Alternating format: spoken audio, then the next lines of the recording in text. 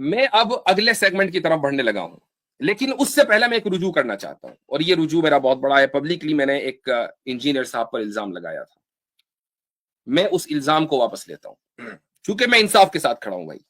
میں بغیر انصاف کے کوئی بات اگر میں کہوں گا بغیر معلومات کے تو عند اللہ پکڑ ہو سکتی ہے. تو ایک رجوع میں کروں گا اور اس کے بعد پھر میں اگلے سیگمنٹ کی طرف جاؤں گا اور پھر میں مفتی روی صاحب کو بلاؤں گا. وہ رجوع کیا ہے؟ وہ رجوع آنے لگ رہا ہے.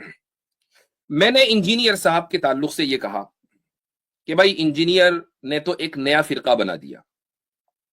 انجینئر تو ایک نئے فرقے کا بانی ہے، فرقہ انجینئریا وغیرہ وغیرہ. یہ بات میں نے کہی، یہ میری بہت بڑی غلطی اور میری بھول تھی.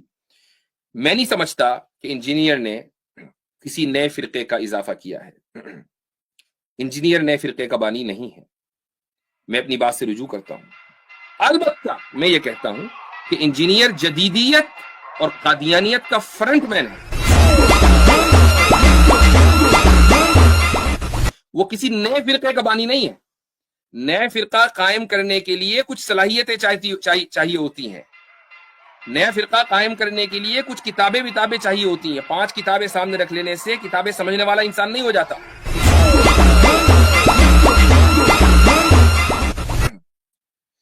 اس کے لیے کم سے کم عربی بولنا، عربی پڑھنا آتا ہو، کچھ سمجھ لینا آتا ہو. اگر انجینئر کو صرف یہی چیلنج دے دیا جائے کہ چل تو صحیح بخاری کی عبارت پڑھ لے، تو میرے ساتھ پڑھ لے. میری عبارت تو یوٹیوب کے اوپر پڑی ہوئی ہے، جب میں اپنے شیخ کے ساتھ سامنے پڑھ رہا تھا.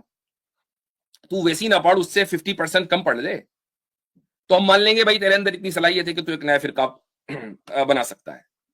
نہیں، انہوں نے نیا فرقہ نہیں بنایا. انہوں نے قادیانیت کی سپاہگیری کی ہے. انہوں نے جدیدیت اور رینڈ کارپوریشن کی سپہ سالاری کی ہے. یہ ان کے فرنٹ مین ہیں. اس لیے ان کے ڈاکٹرین کو پلمبرزم تو کہا جا سکتا ہے، لیکن یہ نہیں کہا جائے گا کہ یہ ایک نئے فرقے کا بانی ہے. تو اگر میں نے ماضی میں کبھی ایسی کوئی بات کہی ہو تو میں اس سے رجوع کرتا ہوں.